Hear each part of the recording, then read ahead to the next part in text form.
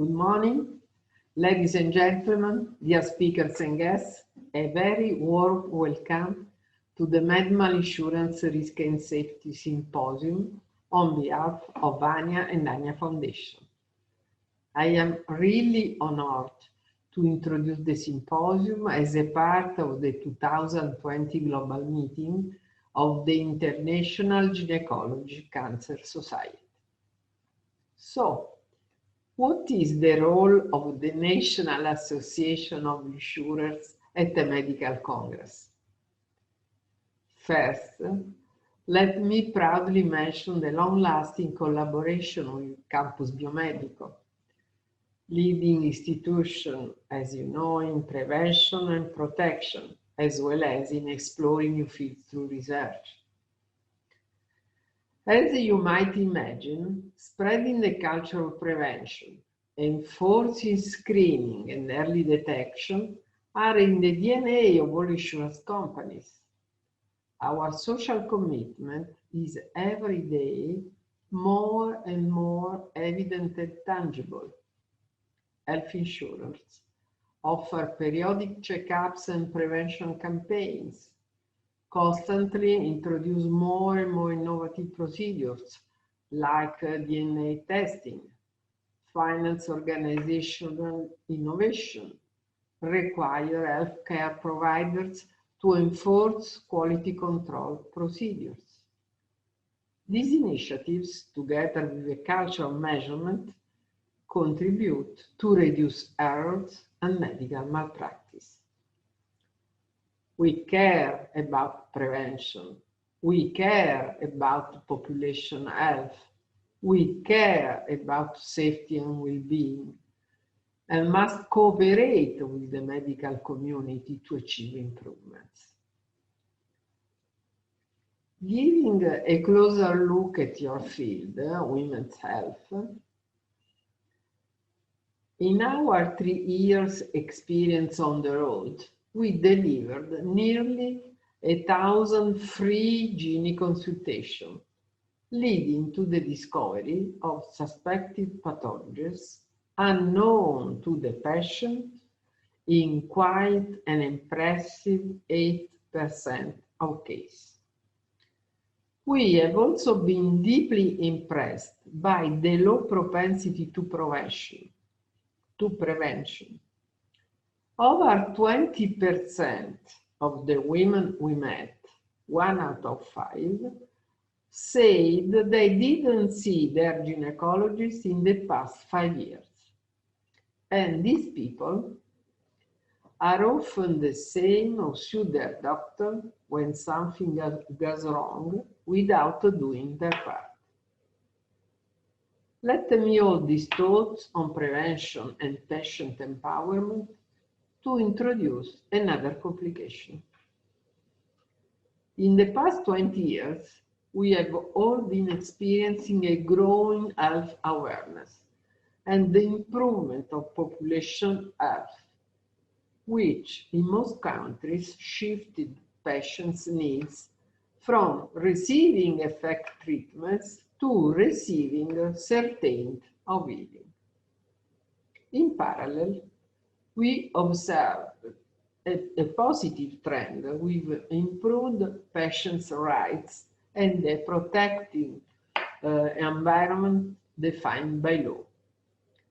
The direct but certainly unwanted implication, however, is an increased friction between the players, with rising medical malpractice claims and reimbursement. Both nearly doubled in this time frame. In this way, the so-called defensive medicine shows up, causing increased and avoidable costs for the system, the performance of unnecessary diagnostics, and growing waiting lists for patients. This is an issue we could and should do something about, starting from patients' empowerment and education. These aspects have direct consequences on the community, and the insurance sector plays, as I said before, a first-level role in offering health protection to people, also by providing guidance on the most adequate prevention path. Such role is innate for insurance companies, which are naturally devoted to measurement, risk management, and prevention. In conclusion, besides the regulatory, legal, and mechanical aspects of medical malpractice, I want to raise the attention on the human factor and how the potential contrast among patients, care providers, and payers could be addressed to re-establish a trust-based relationship, which is the key to the progress and sustainability of our healthcare systems.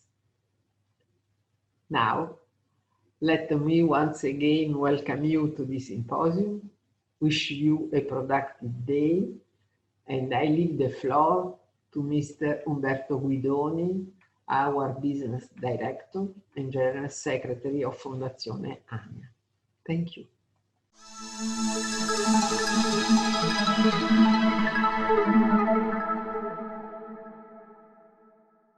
Hello everyone, I'm Umberto Guidoni, Business Director at ANIA, Italian National Association of Insurance Companies.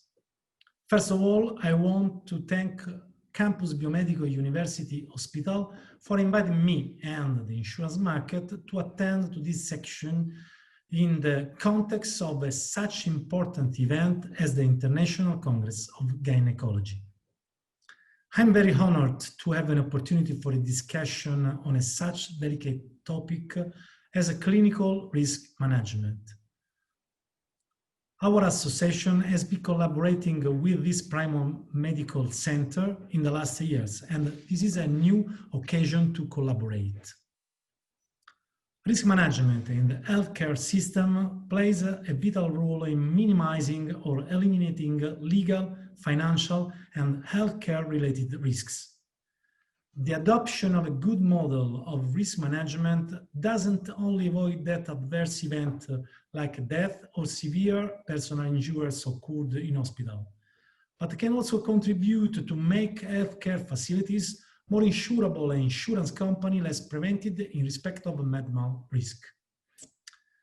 From an insurance point of view, in fact, risk management, if carried out correctly, would make it possible to contain claim experience with a positive impact also on the level premiums, which are particularly high in this sector due to the high amount of the compensations. Recently, an important turning point on these issues was reached with Law number 24 in 2017, the so-called Jelly Law, which for the first time agreed the importance of risk management in order to contain the impact of adverse events in healthcare facilities.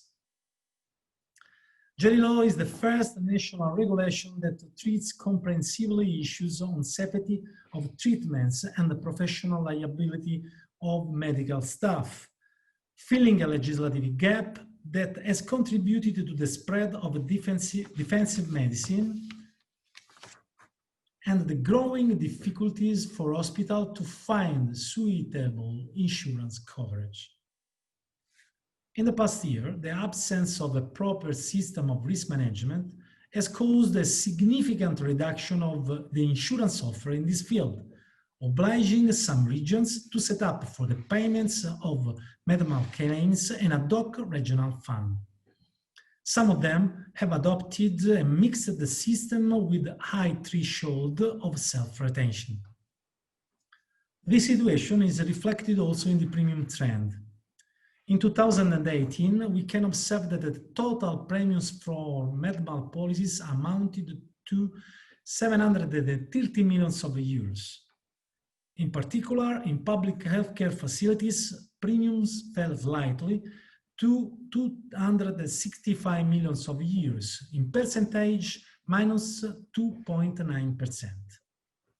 In private healthcare facilities with a volume of almost 115 million euros, premiums increased for the fourth consecutive year, 14.7%.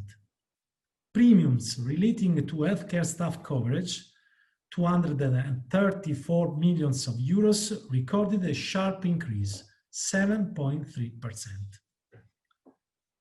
Having a look also to the claims trend in 2018, the number of claims reported to insurance companies amounted to over 17,000 claims. Taking as of the observation period 2010 and 2018, the number of reported claims has almost halved. For the public sector, the drastic reduction, 70% less claims, may be determined by the fact that many healthcare facilities have moved away from insurance coverage, especially at regional level, opting for the forms of self-insurance retention. Claims in private healthcare facilities decreased by 45%. In general, we observe that the health insurance is characterized by high incidence of claims with no payment because, in many cases, it was established that there was no professional liability. On the basis of Mesh report published in 2019, the operating units most subject to complaints were orthopedics and traumatology, 15.6%, general surgery, 13%, and emergency room, 11.8%, followed by obstetrics and gynecology, 11.1%, which together account for about half of the sample. Over the years, the risk management models developed in the healthcare sector have focused mainly on three aspects in order to verify whether or not certain medical errors were the result of professional liability. The comprehensiveness of medical record, the existence of an informed consent by the patient to the surgical or diagnostic treatment, compliance by the facility of the doctor with specific guidelines or protocols or good practices for the resolution of a diagnostic question or the performance of a surgical procedure. The handling of the above said aspects is taken in great consideration from the insurance market in quoting Medmal risk, especially in those departments as obstetrics and gynecology that are considered particularly risky. About the medical record, the medical record represents an important source of information for the identification, analysis, and the reduction of errors in healthcare. An incomplete medical record can really penalize the professional entrusted with the management of a patient, who will find it more difficult to make the most appropriate decision for the specific case and to defend himself if a judgment is entered against him. About informed consent, the right to be correctly informed about the risk of treatment has become, in last year, a very important topic in the healthcare sector, and its violation can expose the doctors who omitted to give the patients all the information required to civil and criminal actions. About guidelines, national legislation in Italy expressly provides that hospitals, in order to avoid liabilities, must adopt guidelines, protocols, procedures in the context of their activities. General law, in order to grant the application of correct guidelines and protocols, has established an observatory with the aim to identify suitable measures for the prevention and management of health risk and the monitoring of good practices for the safety of treatment. To date, To date, the decree establishing the observatories has not yet implemented. In conclusion, I want to add that the clinical risk has a crucial function in healthcare, and it involves both medical staff and patients. Effective risk management is essential not only to ensure the full application of the principle of safety of treatment, but also to enable insurance companies to take on or return to taking on a risk, the health risk, which has so far been considered particularly complex. The creation of a quality risk management model can't be the sole responsibility on the health facilities, but must also involve the institution that must support them by setting up adequate control mechanisms. Under this order, the insurance sector is also called to make its contribution by rendering available its resources and know-how in this field. Now, I leave the word to the other qualified speakers who will analyze the topic from an insurance perspective, paying a particular attention to those fields of medicine as obstetrics and gynecology that are considered particularly risky. To begin, I will leave the word to Leonardo Martinelli, AmTrust Chief Claims Officer, followed by Alessandra Grillo, Operations Director at Sham Italia. They both represent insurance companies specialized on medmal risk, so they can give us an overview on risk management function in public and private hospitals. Then, Nicola Romualdi, Head of Professional Liability and Legal Expenses, Retail Business at Generale Italia, will illustrate the subscription process on individual coverages for professionals. In conclusion, Antonio De Pascalis, Director at IVASS, Supervisory Insurance Italian Authority, will analyze in depth the current legislation on the medmal risk. Thank you for your attention.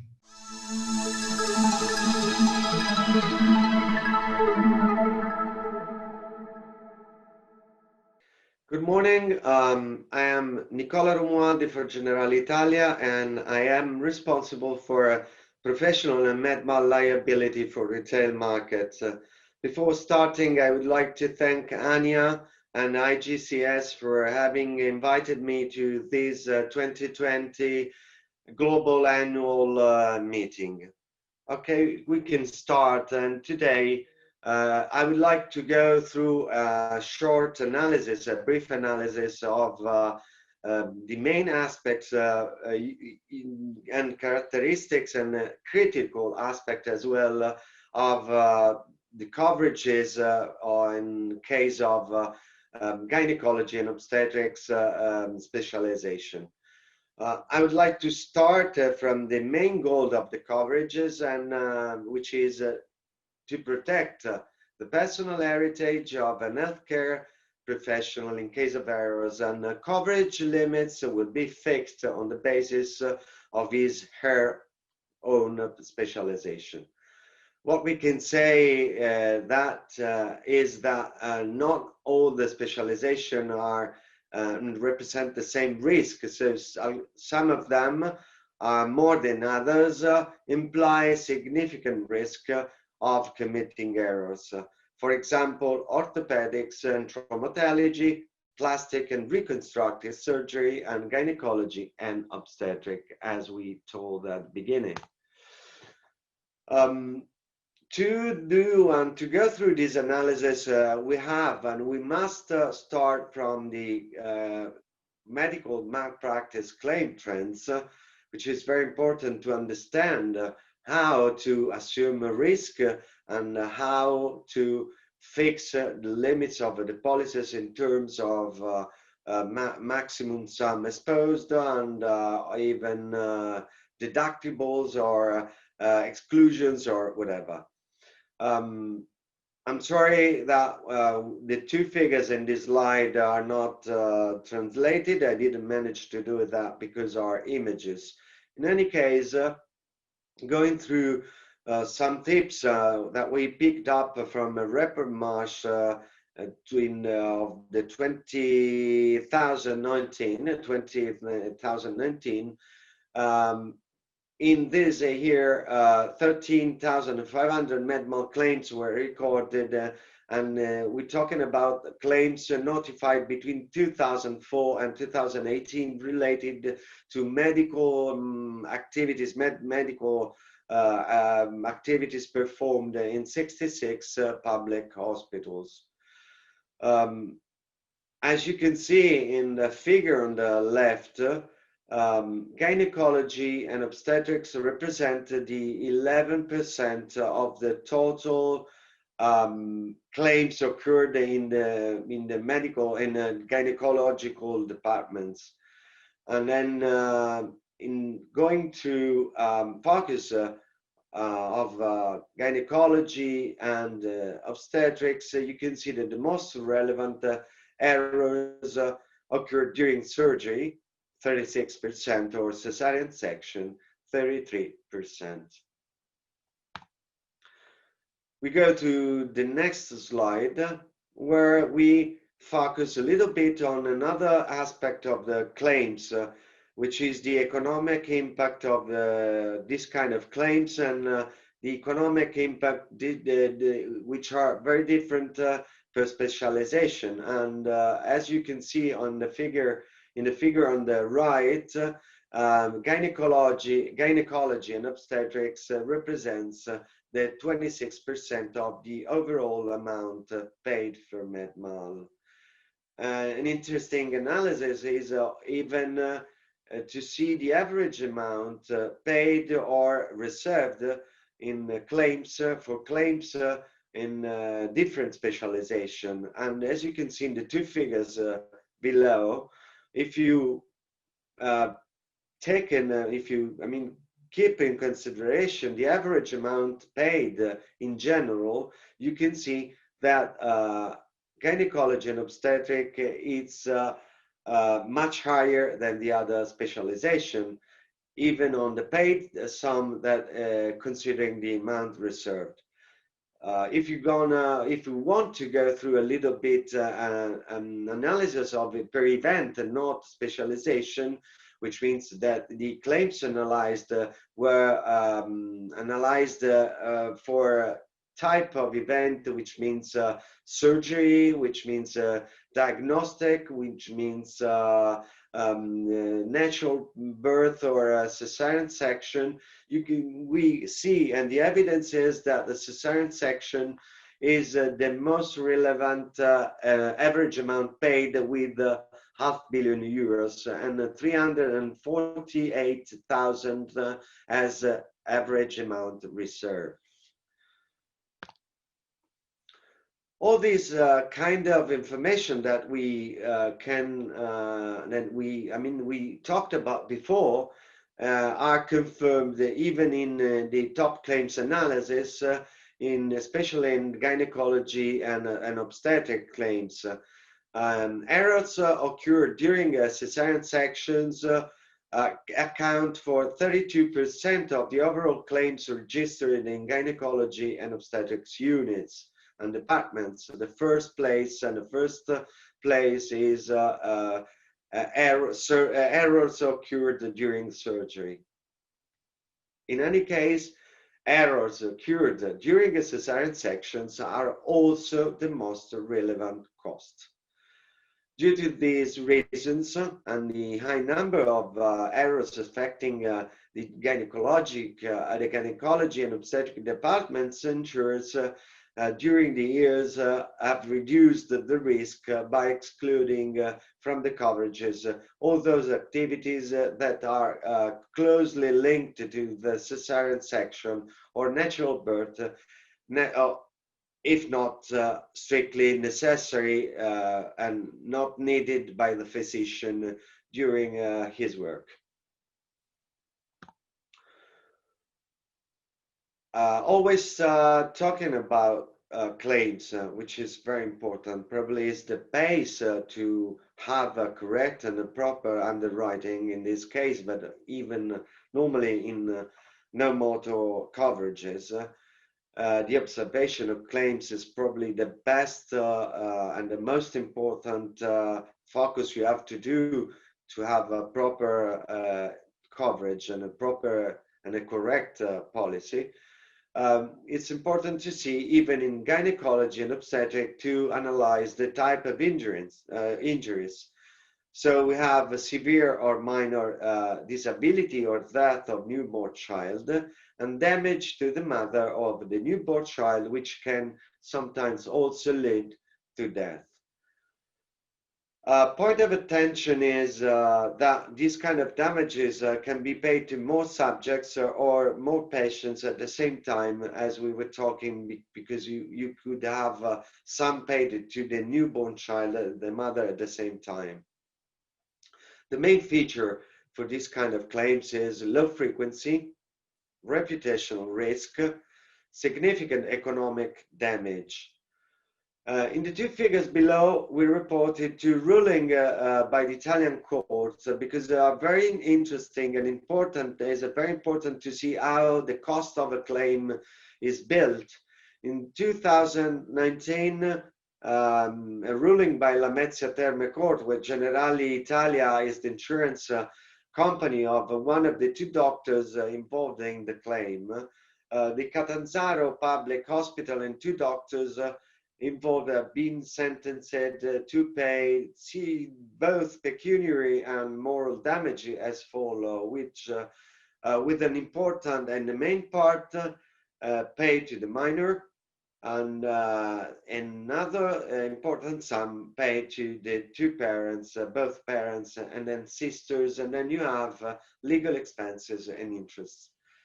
The other ruling, which is in the figure on the right, is important because you can see in this case how the amount of this kind of claims where that normally we define this kind of risk, we define the long tail risk.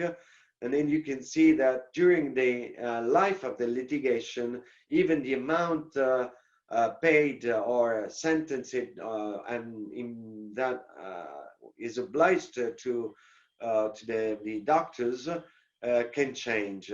In this case, the course medical consultant reported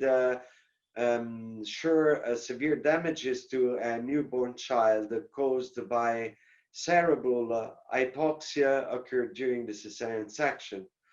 And the first case, and the court of first instance sentenced the private hospital where the event occurred to pay more than 2 billion euros to the newborn child. In the second phase, as unfortunately the newborn child died after the ruling by the court of first instance, the Court of Appeal reduced the amount from 2 billion euros to 1 million, which means $500 million for each parent, in compliance with the criteria provided by Milan tables for the quantification of moral damages.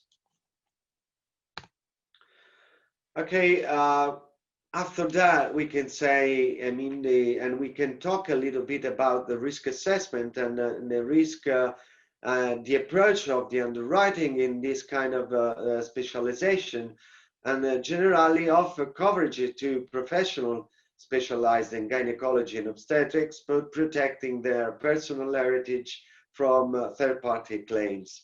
The insurance policy covers all activities related to birth, both natural and surgical, right from gestation stage. And since this is a high-risk specialization, the assessment is reserved to management offices. What we do normally what we consider a good risk assessment is use in the first instance, use a proposal and questionnaire which has to be filled up from the physician to identify his insurance needs. Then this form is very useful because we can see the exact way in which the activity is played and is rolled, is acted in this kind of specialization, and then identify the specific field of the activity of the professional for any for having the possibility of a risk fragmentation in order to adequate balance of the premium with the risk assumed. That means that Generale Italia underwriting policy for gynecology and obstetrics specialization doesn't normally distinguish between the different activities. According to the most recent insurance market practice, in order to adapt the insurance product to the client's needs, Generale has adopted a tailor-made solution balancing lower risk with lower premium. All activities are strictly connected to natural birth and cesarean sections, usually in this case, are excluded from the coverages. And going to the conclusion of this brief presentation, we would like to say that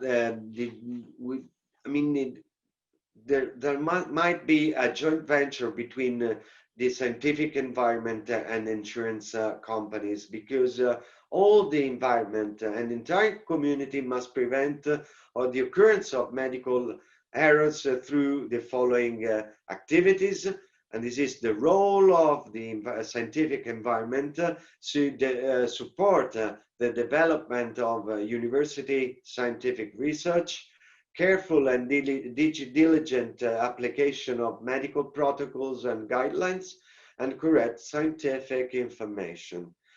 On insurance part, on insurance hand, we have to say that insurance company plays a fundamental role in protecting individuals in the community from the consequence of the event.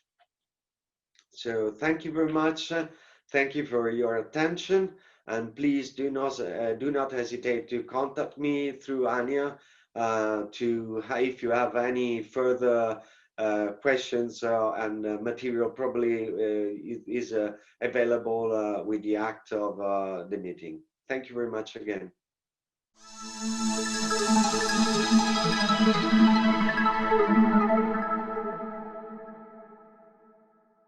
I'm Leonardo Martinelli. I work for AmTrust Insurance, and my role is Claims Director. AmTrust Insurance is a worldwide company that is managing many insurance business. And in Italy, we are specialized in medical malpractice coverages. We landed here in Italy around 10 years ago. This is the 11th year that we are performing this business. And we become, in a short time, the main carrier to insure all the type of medical malpractice coverages. In fact, we are a leader in insurance for public hospitals, but we insure a lot of private hospitals as well. And we in our portfolio, there are thousands and thousands of doctors for all the specialization. And we have around a dozen of big agreement with the Doctors Association. So as you can see, we cover all the possibility, all the risk linked to this, to practicing medicine. As I said, we are leader for that, 10 years, 11 years of experience. And of course, we have a big portfolio in also from the claim side. We opened in, from the beginning, around 10,000 new claims. And today, there are still outstanding, still pending, 13,000. So it means that differently from what is the normal habit of the insurance company for Medmal, we have a very, very fast speed of settlement. So this is very important for my target today. That is to get you enter in our claims world for how to manage, how to settle, how to deny. The most important things is that in this 85,000 claims that we closed 60%, 68% of them have been closed to zero. It means that after a deep instruction of the file, after having a look of all the medical information and so on, we finalize the claim closing to zero, convincing the claimant to accept the denial or enter in litigation with the final and subsequent positive sentence. The other claims, the remaining 1/3 of claims that instead we settled in the fastest way possible, because to settle in a fast way a claim is always a good idea for everyone. Let me explain how we arrive to settle and to close a file. First of all, we collect all the medical information as soon as possible, and we submit this medical information to a network of doctors that are specialized to verify not the accident consequence, but to verify if there is or there is not a negligence, a medical malpractice, in fact. Also in terms of a mistake, or in terms of loss of chances for the claimant. So we made this first analysis. Once we have the information, in case there is no liability, we made a second opinion to ensure that is strong our defense. And once we receive another opinion, medical opinion that confirms there is no liability, we deny the claim. That's why we have a very short number of claims reopened, because we are sure there is technical reason to deny the damage request. On the opposite, when the medical opinion says there is a possibility of a medical malpractice, of a negligence, at that point we start a sort of cooperation that is made basically by 4 people involved. That is the claim handlers from our side, the insured doctor, or the managers of the public and private structure, the doctor, another specialized doctor to verify that his task is to verify the liability, and the attorney, because the most of these cases are litigated claims. Very often we open a claims and we suddenly enter litigation because this is the willingness of the claimant. These 4 people manage the claim, analyze everything. We receive a second opinion on that. Normally, in addition, in parallel to the second opinion, we also assign a doctor specialized for the type of claim. We manage all type of claim, from the easiest one to the worst one. We have the death claims a lot. Around 30% of our claims are death claims. Then we have terrible claims as baby cases, but we have also many omitted diagnosis or delayed diagnosis, everything, every type of claim we have in our portfolio, so we have experience for that. And our claim handlers are specialized in different teams for a different category of claim. In this way, we have the best claim handlers and the most experienced professionals to verify the liability or not. Once we agree all together that it's a good idea to settle the claim, we start the the agreement with the claimant and trying to find a good solution. And normally the good solution means a cheaper solution. Very rarely we enter in litigation, but also during the litigation, if we think we will lose the litigation, we try to find an agreement also during the trial. As I said, this is the best way to mitigate the impact. When there is, it's a very pity when there is a medical malpractice. It's a pity, but sometimes it happens. When it happens, it's a good idea to close in the fastest way possible this, because there is less economical impact, and this means it's good, of course, for the company, but it's good also for the insured, and it's good also for the market, because in this way we can maintain sustainable the business, and the tariff have not a so big increase. We know, of course, that there is this type of coverages are very expensive, and the only way to mitigate the impact is to leverage the settlement to avoid too big and too expensive settlements. So this is another good reason to accelerate the process, to speed up the process to settle a claim, is to avoid rumors on the media. This is something, it's a new fashion that there is, at least there is in Italy, but I think it's all over the world.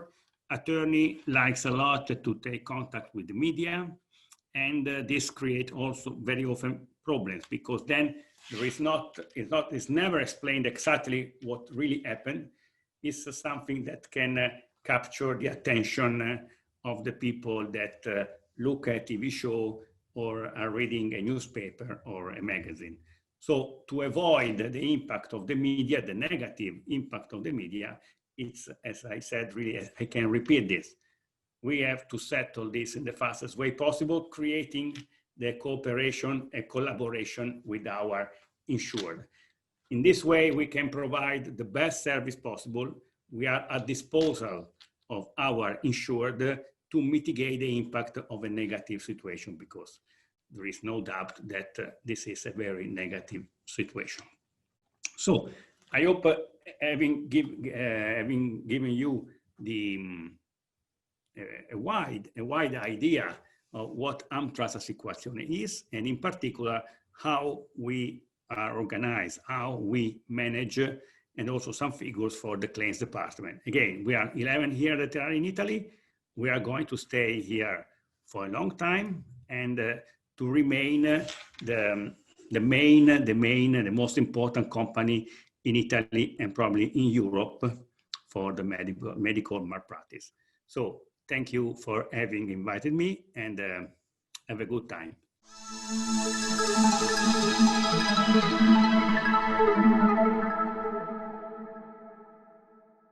Approximately 50 years ago, in the 1970s, the relationship between patients and practitioners began to weaken. Patients have since become clients, and the medical staff and hospitals have become an easy target to blame when expectations are not met by the actual outcome of treatment. This breakdown in the relationship has caused an increased number of medical malpractice claims. In this scenario, obstetrics and gynecology claims are by far the most feared. Not only do they have the highest emotional impact, but can cause extreme damage to hospitals and clinics. Across all nations, the cost of claims related to this specific area are the most expensive claims. Due to the high financial impact, not only can these claims jeopardize the possibility to fund the amelioration of training and facilities, which alone have negative side effects on patient safety, but can cause long-term detriment on the reputation of the facility and cause irreparable damage to the already precarious relationship between medical staff and patients. Another aspect which cannot be underestimated is how claims affect doctors and nurses. A recent study carried out in the UK shows how approximately 1/3 of doctors who are sued suffer clinical depression. Traditionally, risk management has been reactive and has been closely related to claims management, or after the event management of the claim, and risk financing, which in general terms means protecting the financial interests of an organization when claims are notified. This is done through the decision of retaining the risk or through the purchase of an insurance policy. In more recent times, however, the concept of risk management has evolved into what is now known as healthcare enterprise risk management. This new proactive approach analyzes the organization's risk as a whole, thus working not only to mitigate the financial exposure once the damage has been caused, but working on identifying and preventing potential risks. The scope of this multidisciplinary approach is to actively search for the weaknesses of a system as a whole in order to correct them before harm can be done. The new role of risk management is not to reduce the cost of claims, but to increase patient safety, which then in turn reduces the number of claims and their financial impact on institutions. This cycle allows then the release of funds to the further benefit of patient safety through investment in training and technology. There are two major approaches used to increase patient safety: the reactive approach through root cause analysis and audits, and the proactive analysis of processes such as risk assessment. Going into some more details, the root cause analysis is a method of problem solving used for identifying the root causes of faults and problems. Root cause analysis generally serves as input to a remediation process in order to take corrective actions to prevent the problem from reoccurring. It is, however, paramount that the root cause analysis be carried out soon after the event has occurred. If the event is not recognized until after a claim is made, it becomes harder to pinpoint the real root cause, and the opportunity to learn from the mistakes will inevitably be lost. Risk assessment, on the other hand, is a three-part process, often carried out by independent firms, which aims to identify and provide recommendations to improve and eliminate the identified risks. This allows the hospital to increase patient safety and therefore decrease claims. More often than not, risk assessment is carried out by insurers in order to evaluate the specific risk of a potential client, hence prior to the proposal of the contract. This tool is used to allow insurers to price the risk. Still too often, however, the outcome of the study is not used to its full potential. Insurers are not keen in disclosing their findings in order to avoid competition. Also, the important time lag between the implementation of recommendations and the reduction of claim is often used as the reason to use this instrument only to evaluate the risk and less to provide suggestions and recommendations, thus limiting the importance of this instrument. Hospitals, on the other hand, are still suspicious in letting a potential insurer review all their procedures, their policies, and the culture of their organization, and fear that this could lead to an increase in the premium or the total refusal to underwrite the risk. This is also due to the fact that in most countries, there's a very limited number of carriers on the market.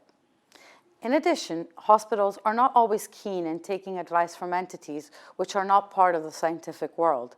Insurers are considered as financial institutions who are only profit-driven and therefore cannot bring a relevant contribution in minimizing the risk on a scientific basis. In other words, insurers are not viewed as credible interlocutors in scientific discussions. This culture of suspicion, however, only goes to the detriment of patient safety without bringing any benefit either to hospitals or the insurers. Without increasing patient safety and the quality of care, claims cannot reduce, neither in frequency nor in volume.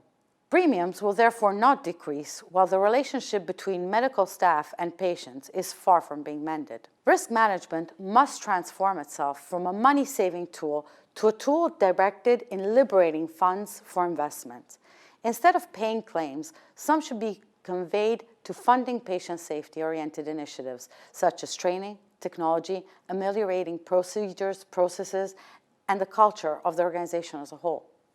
The converging interests of hospitals, clinics, and insurers should bring the two groups of organizations to cooperate in order to minimize the threat of preventable errors which cause harm to patients, the medical staff, and health organization. This approach, which is a method adopted by Sham every day, side by side, prospect and clients, is the only method to ensure results to the medical environment.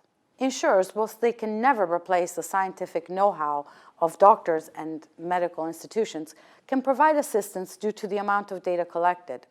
The capacity to manage and read big data through actuarial departments and the data science departments can provide a bird's-eye view of the trends. This perspective, which is juxtaposed to the technical case-by-case approach, should be considered a complement to it. The two different viewing points can allow a thorough understanding of the phenomena which are taking place in the particular organization. Also, insurers can support the hospital, providing useful information on how similar organizations are handling similar problems. This could allow the hospital to learn from mistakes carried out by other organizations and learn from best practices put in place by others on a purely organizational level, procedures, protocols, and again, change in culture. They can also provide valuable insight through benchmarks of the level of service provided. The specific tool of risk assessment carried out by a third party, such as an insurer, can guarantee a non-biased view of the criticalities. It is human nature, which can hardly be avoided, to be a little bit more lenient when analyzing one's own actions and procedures. A third party can shed light into issues which could potentially be overlooked by an internal department. This new-founded synergy will assist in rebuilding the trust between all parties involved in the medical environment: patients, doctors, nurses, organizations, and insurers, creating a win-win virtuous cycle.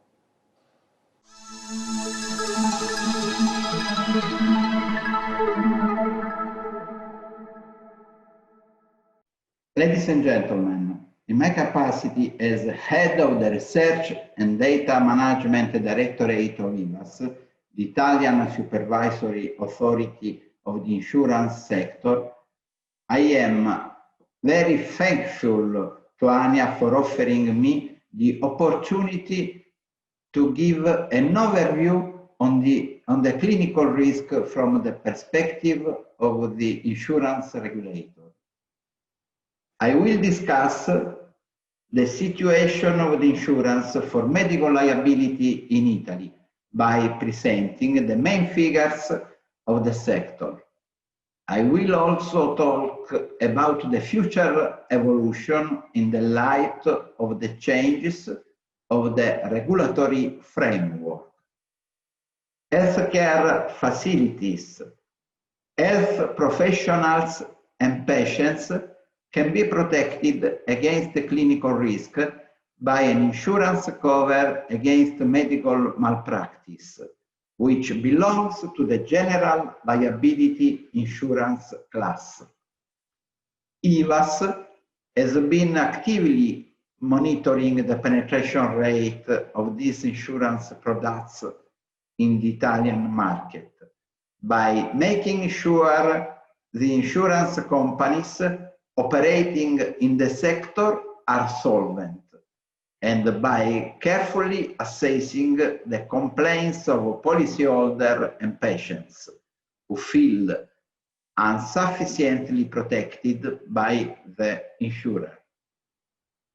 The focus of IVASS for these new insurance contracts is justified by their economic efficiency, since they contribute indirectly to safer medical care and treatments, an aspect of the protection of health, recognized as a fundamental right under Article 32 of the Italian Constitution.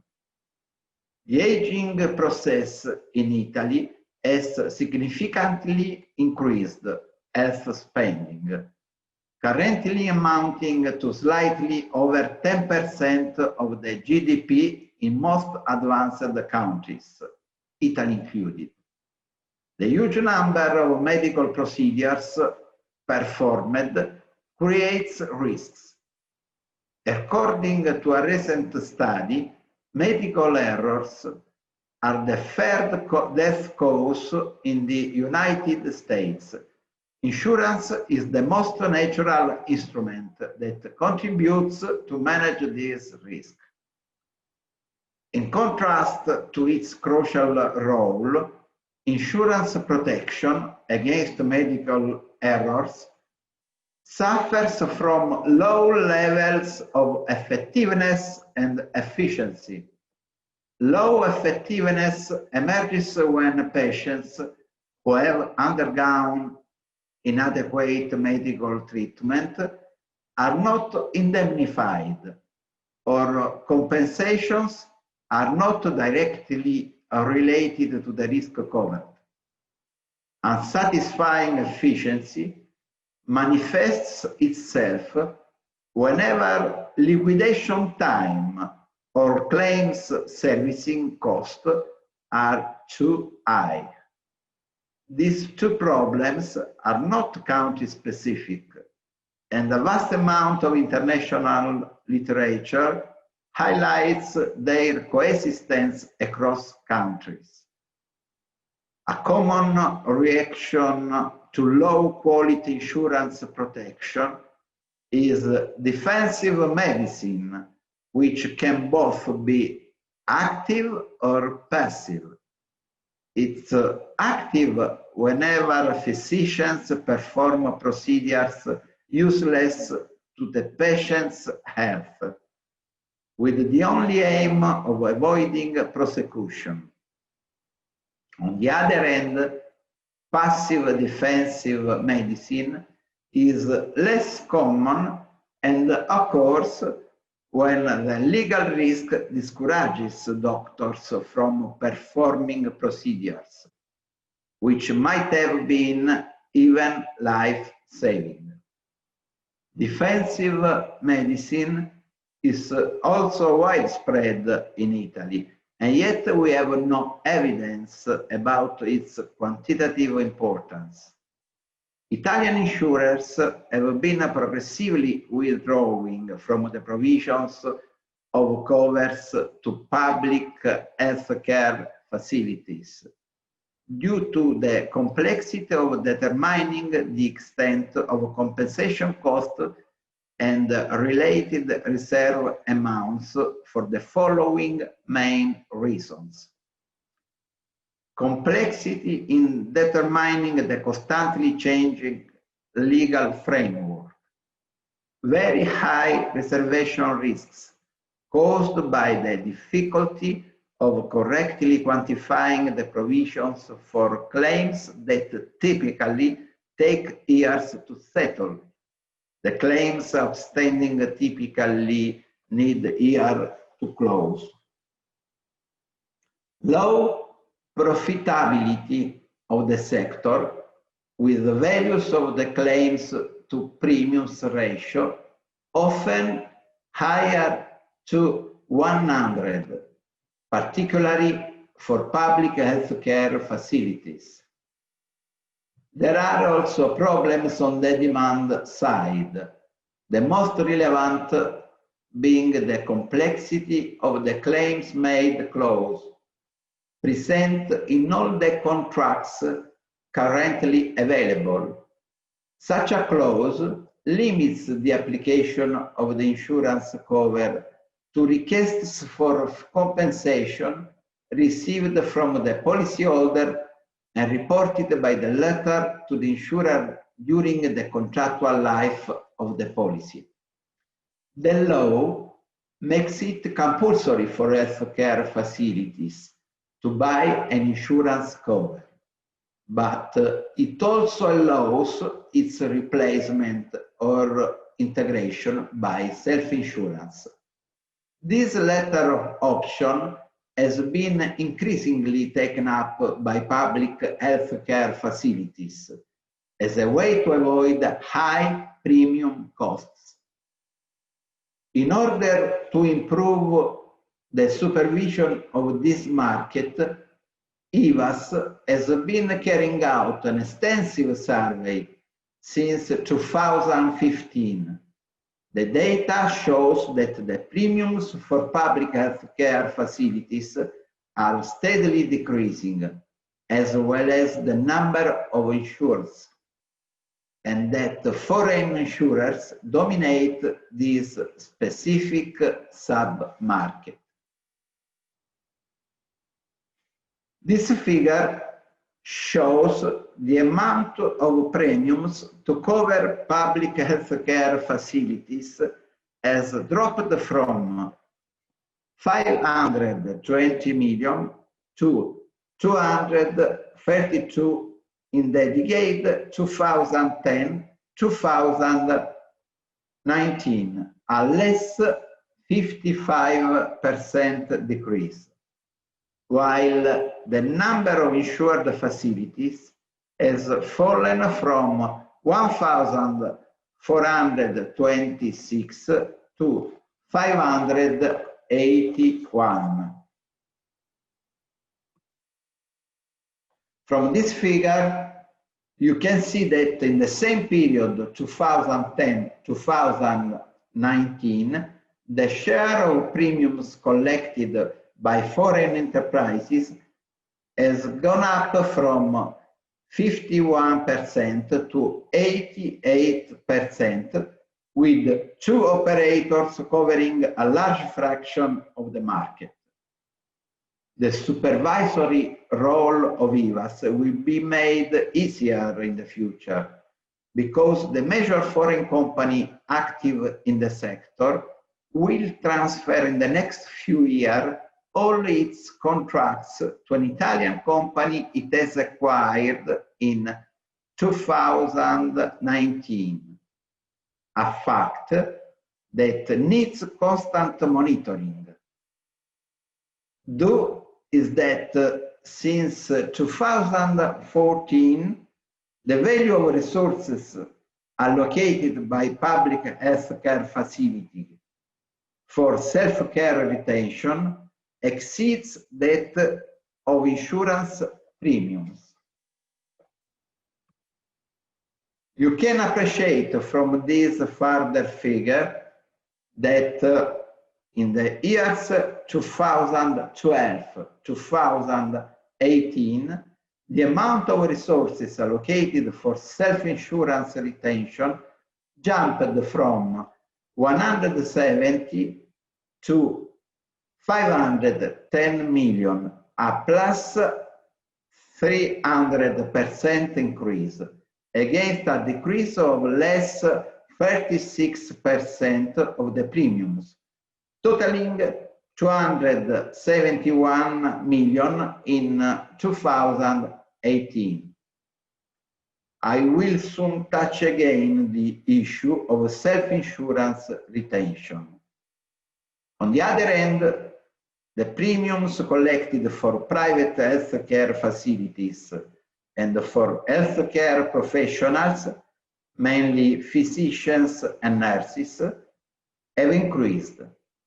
It's reassuring that Italian insurers find profitable to cover this market. As this figure shows, in 2019, the Italian insurers collect 3/4 of the premiums for the covers of private healthcare facilities and healthcare professionals, which amount in the same year to 343 million euro, plus 56% compared to 2010. These structural difficulties I have mentioned, as well as the necessity to reorder many overlapping laws regulating clinical risk, prompt the Italian legislator to enact in 2017 a law, so-called Jelly Law number 24, containing a series of provisions regarding the security of the cares of the assisted person, as well as the professional liability of healthcare professionals. The security of cares is the law's main aim. The first instrument to attain such an aim is the implementation of an integrated system of monitoring, evaluation, and clinical risk prevention within both public and private healthcare facilities. I summarize the main points of this law in order to improve the management of clinical risk. A reduction of medical malpractice litigation through the obligation for the plaintiff not to pursue a legal action without a preliminary conciliation attempt. A clearer definition of medical negligence with the definition of a non-punishable malpractice when the compliance with the specific guidelines or good clinical practice is established. Relations between patients and facilities are regulated by contractual liability, whereas healthcare professionals respond by way of non-contractual liability, unless there is a contractual obligation directly assumed with the patient. Mandatory insurance for the health facilities, insurance can be replaced or integrated by self-insurance retention through the establishment of a compensation fund. Mandatory healthcare coverage against negligence for healthcare professionals. Definition of a cap for healthcare professionals' liability proportional to their yearly salary. The law has doubtlessly fosters a new attitude by healthcare operators toward care security and of professional risk. The healthcare facilities in many areas of Italy have introduced the improvements in health management required by the new law, although if this process has not been geographically uniform. Some important aspects of the law are that the greater ability to monitor clinical risks in the long term should attract the insurers back into this market and should also lower premium levels. Its beneficial effects will be manifested only after the completion of all the secondary regulations. The most important regulation still being drafted by the Economic Development Ministry concerns the minimum requirements both of the insurance policies for the healthcare facilities and of the self-insurance measures. As required by the law, IVASS has provided its opinions on many technical aspects. It is fundamental that insurance and self-insurance retention provide the same level of protection to patients.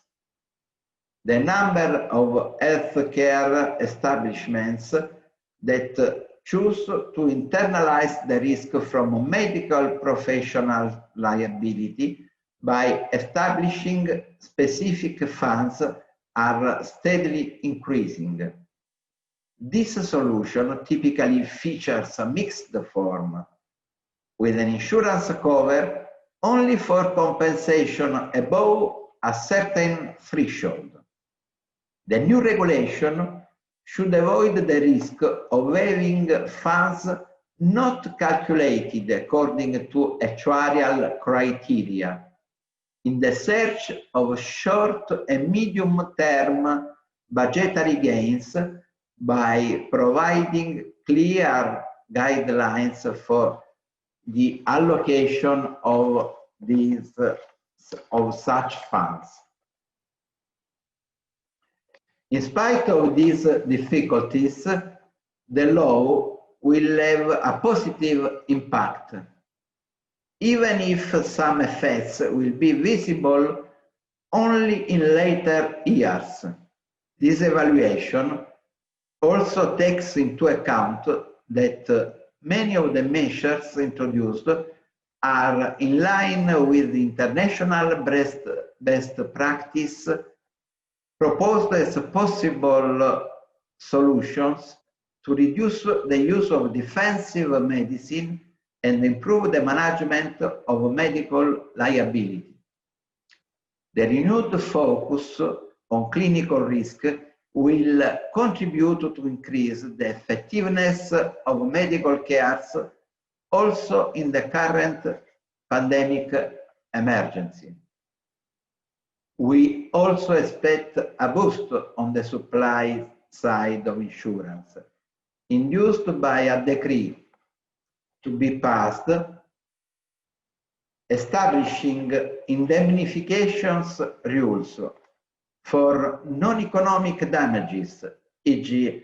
pain and suffering caused by serious injuries, uniform at the national level, according to one of the aims of the law on competition, law number 124, August the 4th, 2017, which is of ensuring full and fair compensation for non-economic damages to the victims of accident. The decree would bring about full and fair compensation for non-economic damages to the victims of car accidents and medical malpractice. IVASS has recently devoted an intense effort to produce a new table of payouts, which is now being evaluated by the Ministry for Economic Development.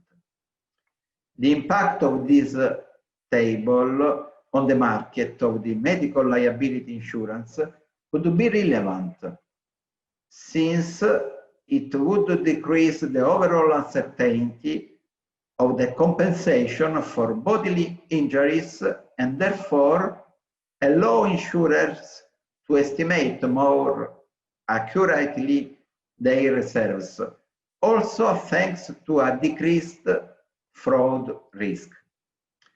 A double virtuous mechanism might unfold: increase the supply of insurance in the sector, perceived as more profitable, decrease premium levels by fostering competition. In the end, one of the effects could be to improve the good practices of clinical risk management. Thank you for your attention.